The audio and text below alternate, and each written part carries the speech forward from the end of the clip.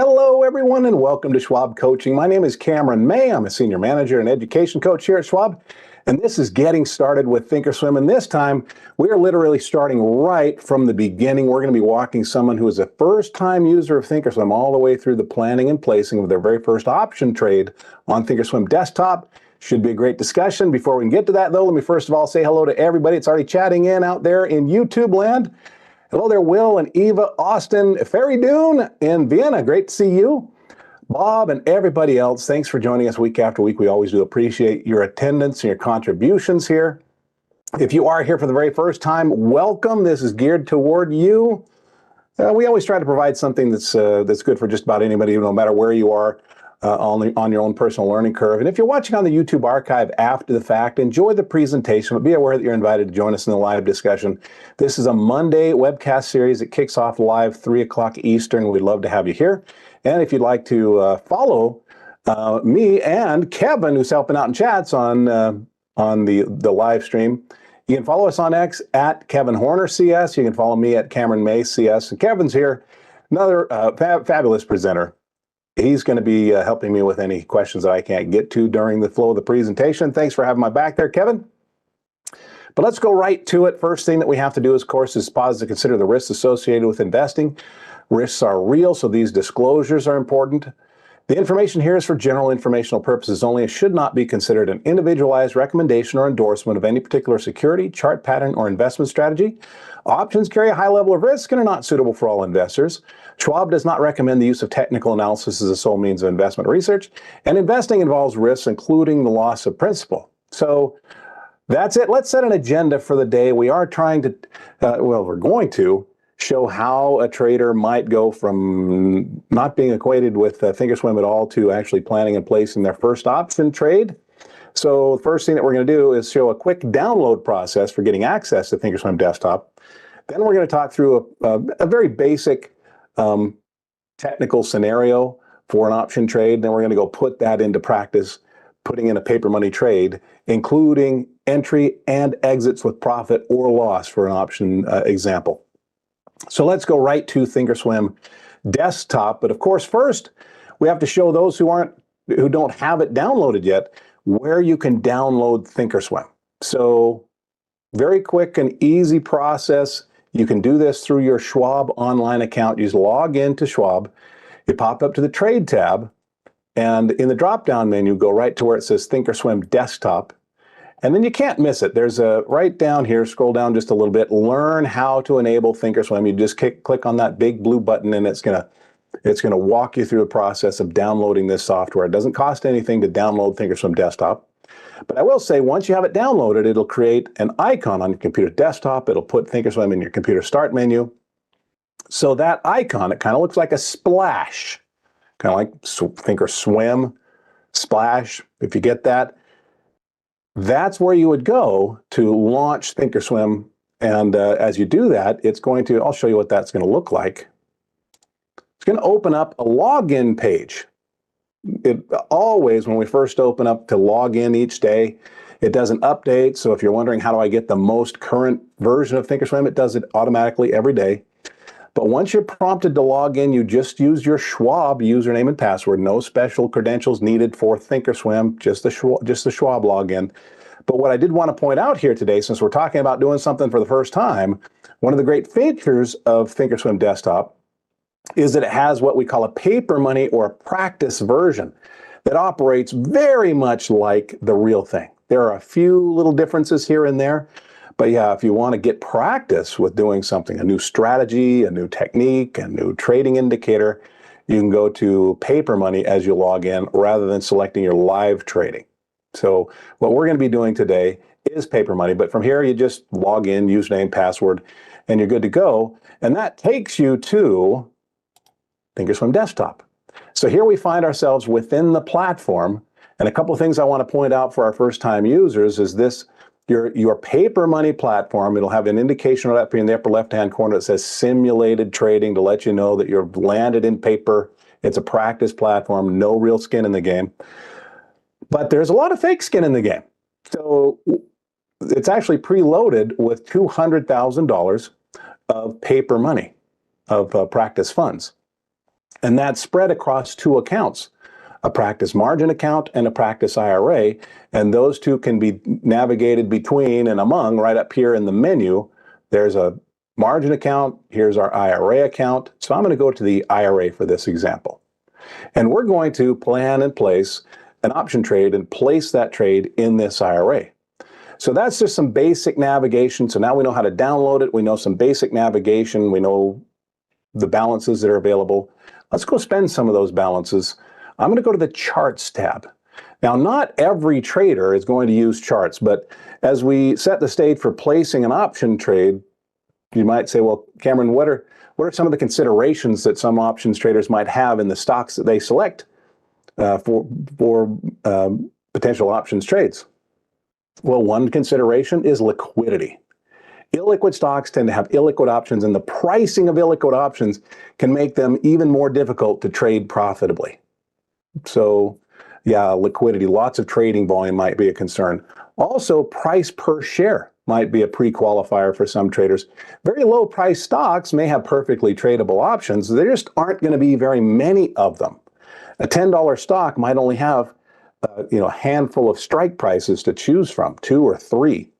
A $100 stock or a $200 stock is going to have more choices of strike prices to choose from. If you're not an options trader already, and you're not familiar with the terminology that I'm using, this is geared a little bit more toward options trading, but be aware we do have very deep and broad education to get you more acquainted with a lot of these sorts of strategies if there's something of interest to you. So I'll show you those resources when we're done just with this little demonstration. But a final qualifier, this is not at all intended to be an exhaustive list of pre-qualifiers for selecting a stock for trading options, but volume,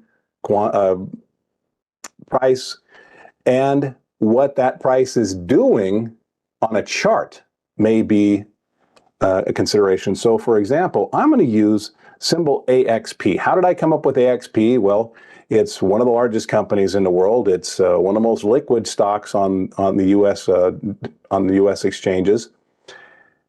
And for some traders, they may see bullishness, and we're going to be using the example of a bullish option trade today. Now, American Express happens to be among the S&P 500 component companies, and Thinkorswim actually keeps and updates a list of the 500 companies, or the 500 or so companies that make up the S&P 500, and those can be accessed right here in the left column under a watch list titled S&P 500. You can find it among the public watch lists in alphabetical order. So there's the S&P 500, and we could just navigate down through those, and in those is AXP. So those are just a few of the basic reasons why I chose that stock as today's example. Not everybody looks at trading through the same lens. But let's say that our hypothetical options trader likes to use charts in the planning of their trades. Well, Thinkorswim has a very robust charting tool, and our chartist might look at the trend of American Express and say, boy, it's been a great last 12 months. It's about doubled in value. And you can see very recently an event, I would imagine it's probably an earnings announcement. I didn't check before the webcast started, but a gap up, an acceleration of this upward trend. And so if our trader is bullish, maybe they see this bullishness continuing into the foreseeable future. Now, a stock can turn on a dime. We all know that. Doesn't mean that this is absolutely going up. But let's say that our trader noticed this move just very recently. Let me zoom in. On Thinkorswim, you can click and drag to highlight a specific range of time, and it'll zoom in on that period. But you may notice very recently a stock went from about 270 bucks down here. I'm just going to draw in a line. Popped up to about $295. Yes, it actually went a little bit higher than that, but about a $25 move in just a few days. That's how rapidly American Express has been moving recently. And then it pulled back. For a few days, the highs went lower, the lows went lower, and for some, they might see this as what we call a bull flag formation. But and there is a survey. Eva, thanks for calling attention to that. Yes, let me quickly hit the pause button on our trade setup here, just to say, hey, if you've never filled out one of our surveys before, even if you have, do me this favor, fill this one out as well when the webcast is over. So you can click the survey link if you're in the live stream audience right now. You can click the survey link in the chat window, That'll have the survey ready to be filled out at the conclusion of today's presentation. But just so you know, if you've never filled it out before, it's a very short survey. 2 multiple choice questions. Click, click, might be done right there. Or if you want to leave comments and suggestions, there are boxes for that as well. But I always make this promise: if you take the time to fill out my surveys, I take the time to go through that data. I read those comments. It goes right to who you would hope would receive that survey feedback. It definitely helps. So thanks for filling that out for me. But in any case, back to our chart, our theoretical option trader here might have seen, hey, this stock has run up 25 bucks. It's pulled back some distance, and it seems to be running back up again. If you're familiar with this pattern in behavior, for some, they call this a bull flag pattern.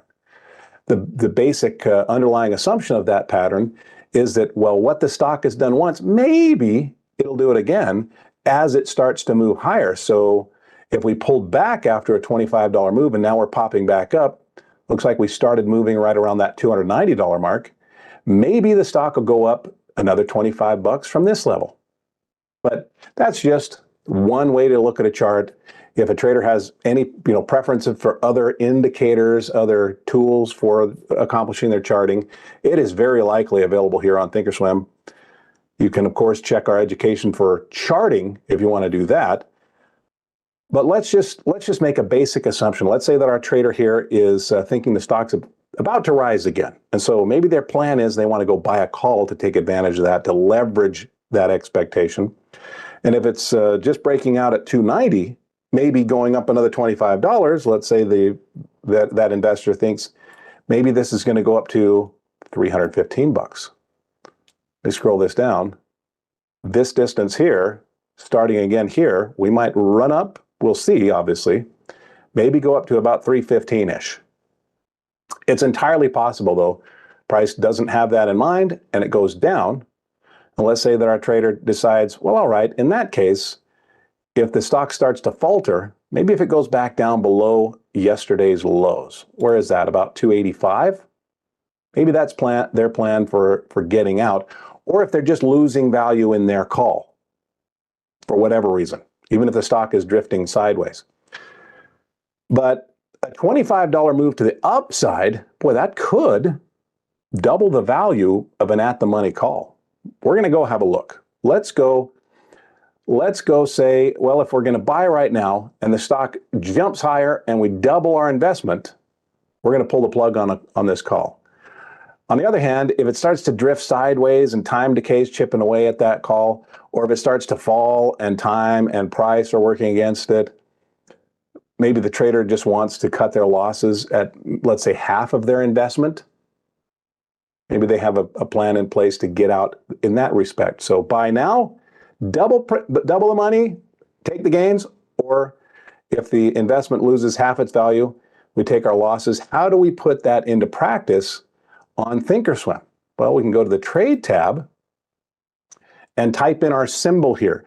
Now, if we don't know our symbol, we can start to type in American Express, and the system will start to propose for us what the symbol might be. There we go, AXP. I knew that it was AXP already. Of course, we can just type in the symbol there. Now, another thing that we can do is we can link our charts right here. There's a little chain link. Let's change that to a 1.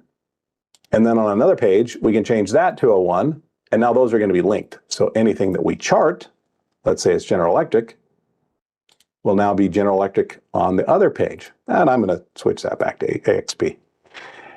All right, so now let's go buy a call option, but with a plan to sell if it loses half its value or sell if it doubles its value. So let's see. That stock has made a big move in just a few days. Maybe it takes a little bit longer to make the next move, even if it does.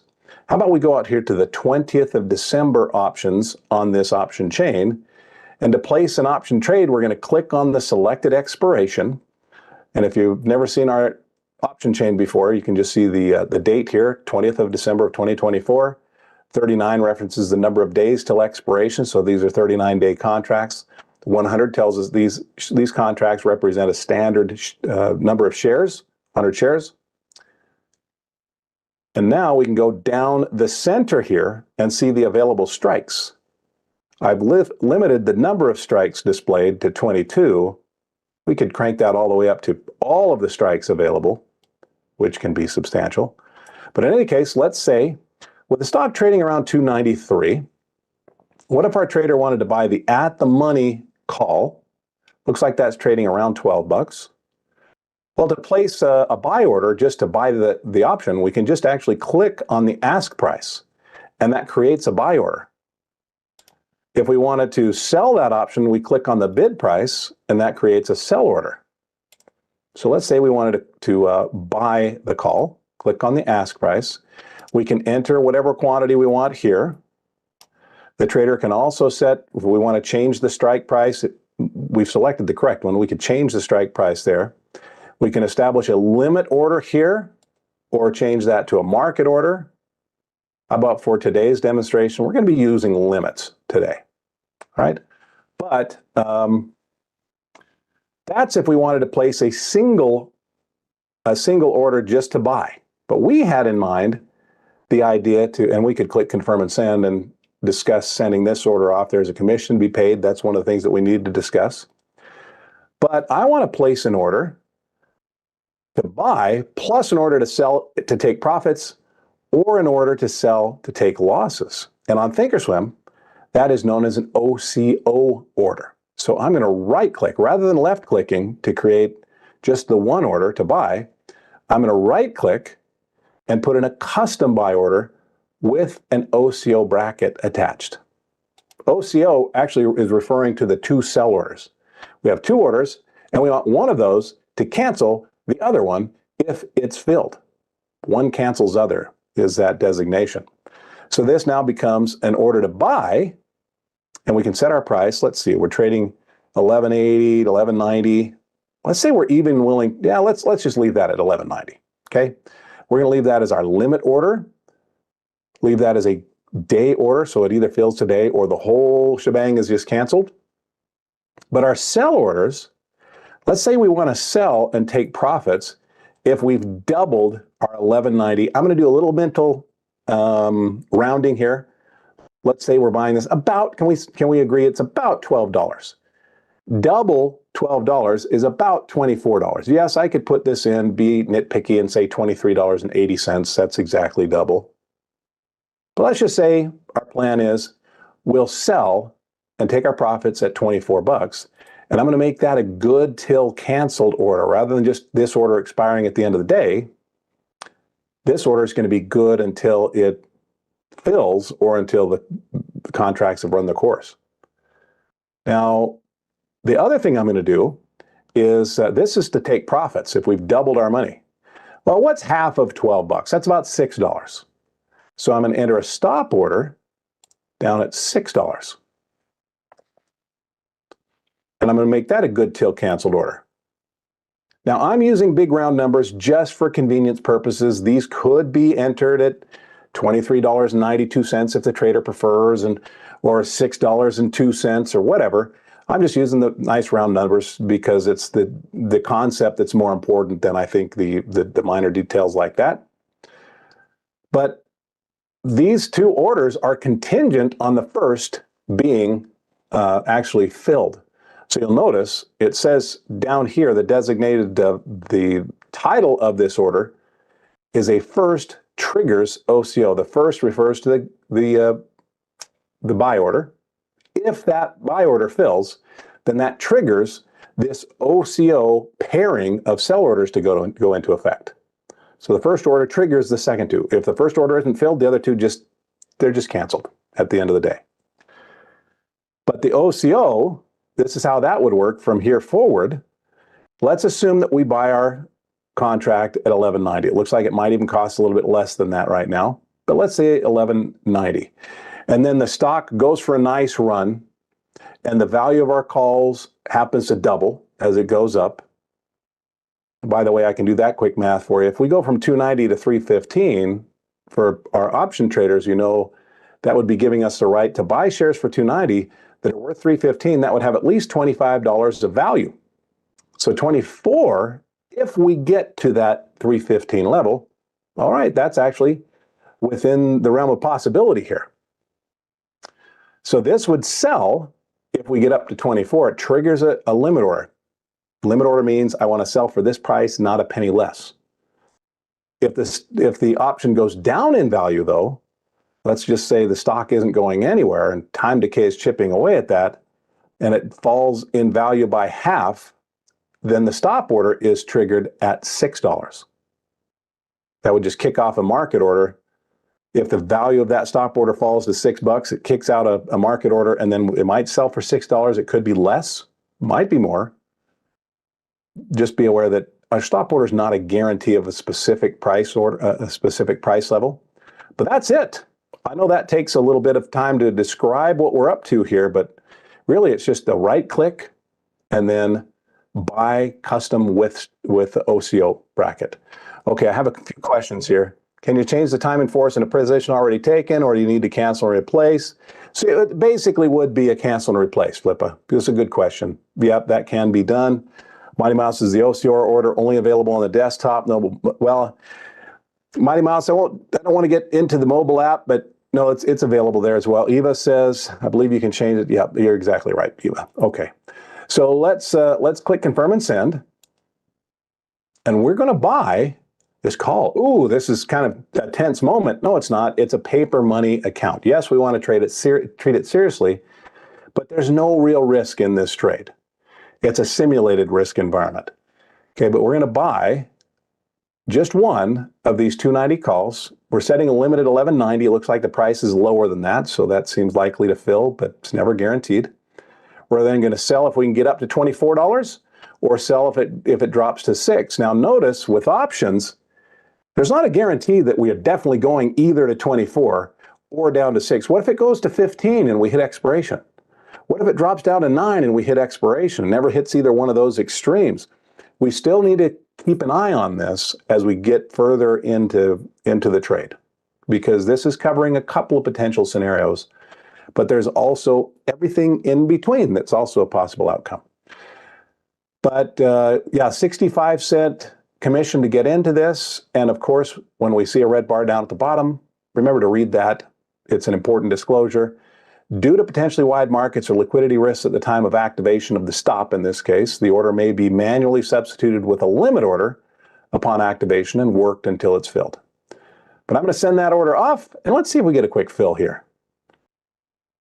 There we go. Bought at 1180 instead of 1190. All right, so from now, we're going to see if we can get up to $24 in value, or if it drops by half, we've at least made an effort to define sort of the risk-reward profile of this trade. And with that, what we've done here is we've taken someone who's brand new to Thinkorswim and walked them all the way through a potential, just an example process of planning and placing an option trade on Thinkorswim desktop. Obviously, lots of other types of orders that might be placed, lots of more things to learn about Thinkorswim. So first thing I'm going to suggest for you, if you're new to Thinkorswim, is continue to review the archives for this webcast series. You can go right to our Trader Talks channel on YouTube. And as you do that, make sure you subscribe to the channel. So you can just click on the subscribe button right now, whether you're watching the live stream or the archive. Doesn't cost anything to subscribe to our channel, but this is where we host the playlist for our previous webcasts. So for example, I can go to the playlist here, and as I scroll down, you're going to see one right here that says the Thinkorswim playlist, and the thumbnail says, new to Thinkorswim? Start here. I'm trying to point at it, but unfortunately when I do that, it gives me the play all. So you know what I'm doing. New to Thinkorswim, start here, or all the way down at the bottom. What this will be is a list of, it's going to be a series of 8 lessons that gets you acquainted with Thinkorswim. We also have an ongoing series that goes beyond the lessons. Right down here, our Getting Started with Thinkorswim webcast series, where we can find the playlist there. I would also strongly recommend that you follow Kevin and me and all of your other favorite presenters on X.